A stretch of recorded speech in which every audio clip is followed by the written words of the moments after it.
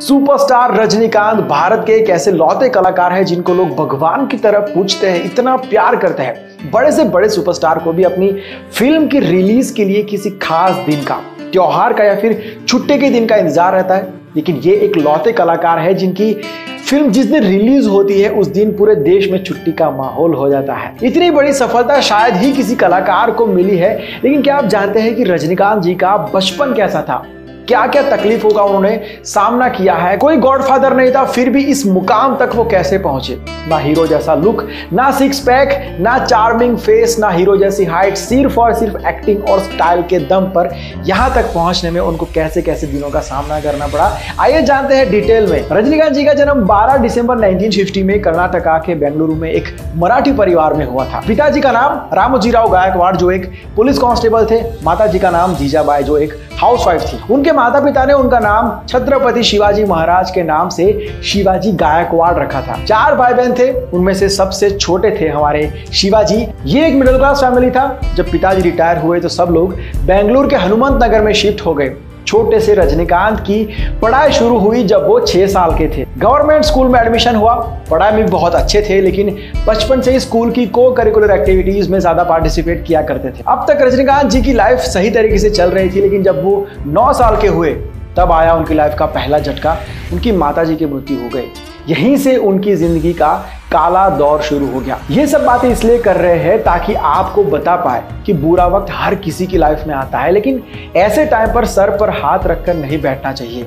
जिस रजनीकांत सर को आज हम सुपरस्टार के तौर पर जानते हैं, उनकी फिल्में देखते हैं, उनकी इज्जत करते हैं, उनकी लाइफ में ऐसे कई दिन आए थे, ऐसे कई दुख आए जिनके सामने शायद आपके दुख और आपका बुरा वक्त बहुत ही छोटा लगेगा आपको। रजनीकांत जी ने पढ़ाई कंटिन्यू की, लेकिन वहां पर नाटकों में पार्टिसिपेट करना शुरू कर दिया था, क्योंकि उनको एक्टिंग से कुछ ज्यादा ही लगाव होने लगा था। स्कूल में सब लोग उनके एक्टिंग की बहुत तारीफ करते थे, तो वहीं से मोटिवेशन भी मिलता था। फिर से सब कुछ सही हो रहा था।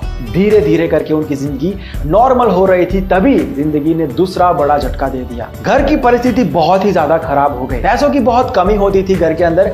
छोटे से रजनीकांत ने घर की आमदनी में हाथ बढ़ाने के लिए हाथ पैर मारना शुरू कर दिया था। जानकर हैरानी होगी आपको, वो कूली का काम भी करते थे, लोगों का सामान उठाते थे कुछ पैसों के लिए। कारपेंटर का काम उन्होंने सीख लिया था। छोटी सी उम्र में लोगों के लिए लकड़ी का सामान बनाते थे। जितना हो सकता था उतना घर की मदद करने के लिए वो सब कुछ उन्होंने किया। लेकिन इतनी मेहनत करने के बाद भी घर की हालात सही नहीं हुई।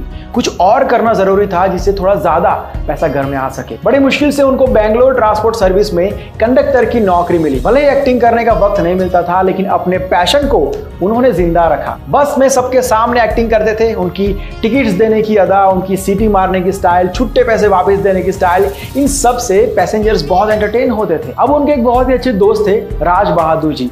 उन्होंने रजनीकांत जी को मोटिवेट किया कि भाई तू बहुत ही बड़ा एक्टर है, आज मैं देख सकता हूं, कल पूरी दुनिया देखेगी।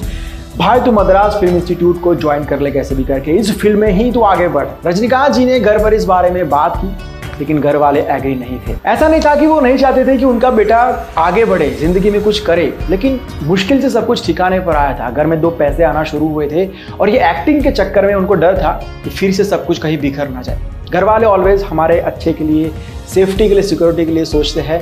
एक तरीके से वो लोग सही होते हैं। अब घर से ही मदद नहीं मिली तो उनके दोस्त ने उनको फाइनेंशियली सपोर्ट किया और रजनीकांत सर ने ये रिस्क ले ही लिया आखिरकार और मद्रास फिल्म इंस्टीट्यूट को ज्वाइन कर लिया। अब यहाँ पर तो एक्टिंग की ही बात होती थी चारों तरफ, तो वो अपने एरिया में आ गए थे। टैलेंटेड तो थे ही और आगे बढ़ने का जुनून भी था। इतनी तकलीफों से गुजरे थे कि वक्त और पैसों की अहमियत को अच्छे से समझते थे। दिन रात मेहनत की और वहाँ हीरा धीरे धीरे शाइन करने लगा। वहाँ तमिल फिल्म डायरेक्टर बार चंदेर जी ने एक बार उनको नोटिस किया कि ये कमाल का एक्टर है। उन्होंने उनको पहली फिल्म ऑफर की। रोल छोटा सा था, लेकिन रजनीकांत जी ने उसमें जान डाल दी। उसके बाद बैक टू बैक फिल्म्स उनके आने लगी। साउथ इंडस्ट्री को एक यूनिक एक्टर मिल गया था।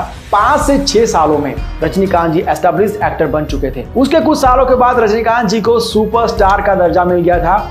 उसके बाद बॉलीवुड में भी कई फिल्म्स उनकी आई और ऐसा नहीं है कि उसके बाद कभी बुरा वक्त आया ही नहीं है, डाउनफॉल आया ही नहीं है।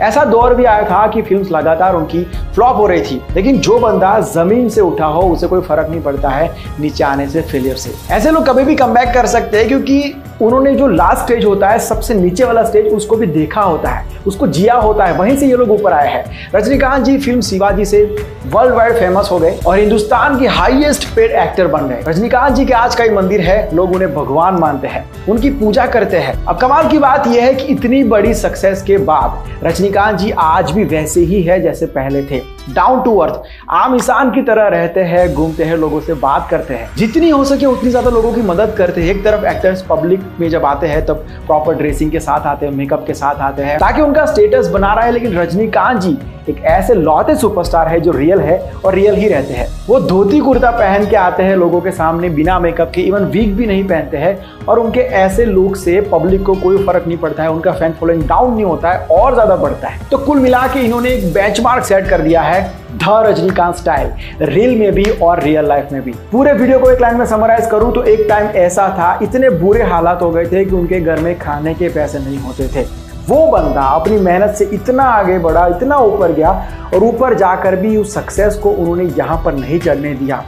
वो जितना कमाते हैं उसका बहुत बड़ा पोर्शन चैरिटी में दे देते हैं। उनकी वजह से हजारों लोगों का आज भी पेट भरता है, लोग पेट भरकर खाना खाकर सो पाते हैं इनकी वजह से। और लास्ट में wish you very happy birthday to god of acting, style and heroism.